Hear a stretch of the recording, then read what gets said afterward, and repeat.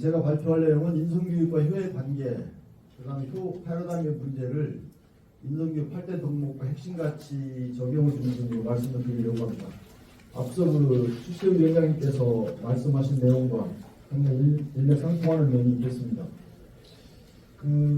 여기 인터넷에 돌아가는 인성교육과 관련된 그림을 제가 두 가지를 제시했는데요. 왼쪽에 있는 것은 인성교육 8대 핵심가치 덕목이라고 하면서 효도라고 하는 용어를 썼습니다. 이거 잘못된 겁니다. 효라고 하는 용어를 써야 되고 2019년도에 나온 교육부에서 발표한 유아 인성교육 덕목은 효라고 하는 내용 그대로 되어 있습니다.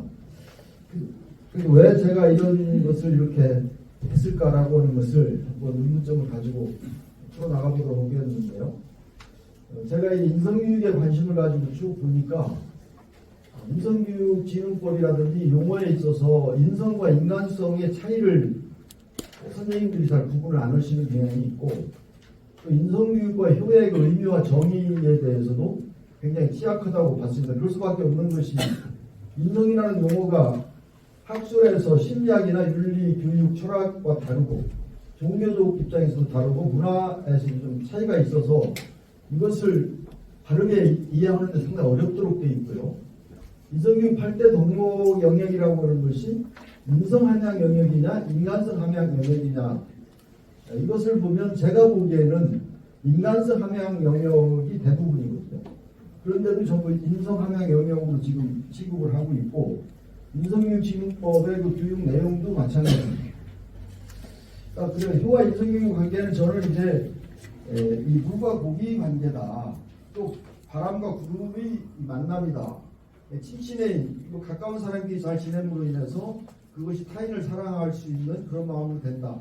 동심원의 원리라고 우리가 호수구에다가 돌을 던지면 물결 파문이 점점 퍼져나가듯이 이 효라고 하는 것이 인성에 포함되어 있어야만 그렇게 되는데 지금 인성교육 문헌에는 과연 그렇게 되어 있느냐.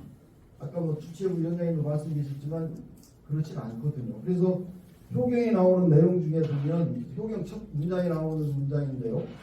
효는 덕의 근본이요 모든 가르침이 그로 말미암아 생겨난다. 이렇게 효덕지 뭐냐 교지소유 생겨라고 하는 이런 말이 있습니다. 인성교육 현장과 문제 어떻게 해결해 나갈 것인가. 저는 이것을 이제 리더십의 관점에서 보면 리더십의 3요소가 이제 리더와 팔로워와 상황 요인이잖아요. 그리고 학교에서의 선생님들 입장에서 보면 선생님들에게도 문제가 많이 있고 학생들에게도 많이 문제가 있고 이 상위 리더, 교감, 교장, 교육장, 교육감, 또 학부모, 각종 법률 이런 이 상황 요인이 문제가 많아서 그것을 어떻게 해결해야 될 것인가라고 하는 것들을 좀 우리가 고민하지 않으면 안 될 것이다라는 것이고 지금 교육 현장에서의 과연 훈육이라는 것이 있느냐 이 교육과 훈육이라고 하는 영역에서 보면 훈육을 할 수 있는 이런 권한들을 다 빼앗아버린 것 같아요. 그래서 저는 군생활을 좀 제가 오래 했는데요. 이제 중대장, 대대장, 연대장을 하면서 저는 무사고 부대를 육성을 해서 군생활 평탄하게 했는데 이것은 제가 훈육을 했기 때문에 가능하거든요. 오는 병사들이 자기 20년사를 읽어보면 아버지 직업이 뭐고 어머니는 어떤 분이시고 형제들은 어떻고 얘가 초등학교, 중학교, 고등학교를 어떻게 다녔는가 하는 것들이 다 나타나 있어요. 그걸 바탕으로 해서 부모들과 대화하고 이래가지고 이 아이의 어떤 그런 안정된 군대 생활을 하도록 만들어 가는데 지금 선생님들은 그렇게 할 수가 없잖아요. 그러니까 지난번에 신문에 난 걸 보니까 이런 내용들이 있더라고요. 수업 중에 말다툼하다가 A가 B를 때릴 때 아동학대법에 걸리지 않고 B를 구할 수 있는 방법이 있느냐? 교사들은 없다. 이렇게 답이 나오더만요. 실제 상황도 여러분 설명 안 드려도 잘 아시겠지만 이걸 어떻게 해결할 것이냐라고 하는 것을 저는 이 100년대계적 접근이 필요하다. 오늘의 학부모들은 30년, 40년 전에는 다 이들이 학생이었거든요. 제 딸아이가 이제 큰애가 45이고 둘째가 43이고 막내가 41예요. 딸만 셋이 있는데 그 아이들하고 얘기해보면 아빠가 이런 지금 인성교육과 효와 관련해서 이런 사업을 하고 있는데 이제 제가 얘기하면 딸들이 그래 아빠 그렇게 생각하면 안 돼요. 제가 학교 다닐 때는요 학생들끼리 땀을 때리도록 시켰대요. 선생님들이 출석 불허하기 일말을 찍어가지고 꿰내기도 하고 그런 일들이 너무나 많아서 그때로 보면 학생인권보호법이라든지 학생 아동 학대 방지법 이런 것들을 만들 수밖에 없었고, 아빠 그때는 스승의 날도 뭐 없애도록 한 게 그렇잖아. 그때는 선생님들이 너무나 문제가 많았기 때문에 그런 것들이 나왔고, 지금은 선생님들의 권한이 너무 축소돼 있다 보니까. 그런데 아빠 그래도 뭐 이렇게 하면 얘기를 들어보면 오늘 이 교육 현장에서의 훈육이 허용되려면 이런 문제들을 잘 파악을 하고 접근해야 될 것이다.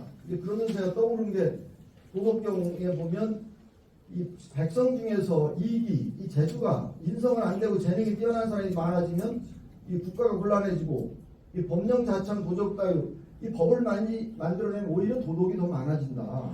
오늘날 우리 한국 사회에서도 지식인들일수록 두려를 많이 하거든요. 이거 대학교 교수가 논문을 썼어요. 그다음에 많이 부자들이 가난한 사람보다 더 두려를 많이 한다라고 논문이 나와 있어요. 현실적으로 여러분들이 뭐 여기 계신 분들 다 공부를 많이 하신 분들이기 때문에 여러분들이 해당이 될지는 모르겠지만, 이런 상태에서 우리 교육이 과연 현실적으로 어떻게 될 것이냐, 이런 것이거든요.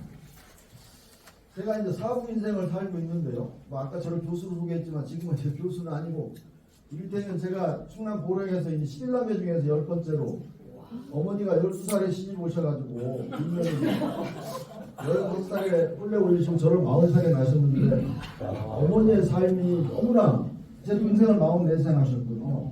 어머니 때문에 제가 이제 이도를 공부하게 됐고, 그런데 제가 고등학교 다닐 때 그 안병호 교수님이 쓰신 책을 읽다 보니까, 안병호 교수님이 그 좌우명이 성실이더라고요. 그러면서 성실은 도덕을 기초로 최선을 다하는 것이다 라고 그분이 정의하신 걸 보고, 제가 그때부터 노트를 사거나 책을 사면 거기에 항상 성실, 도덕을 기초로 최선을 다한다 이렇게 썼어요. 그 쓴 이유는 아버지께서 아버지 어머니는 뭐 초등학교도 안 나오신 분이니까 유식하진 않으셨지만 그 삶의 지혜를 많이 말씀해 주셨는데, 아버지가 저한테 해주신 뭐 논을 내고 밭을 내고 할 때 그때 해주신 말씀이 줄이면 성실이더라고요.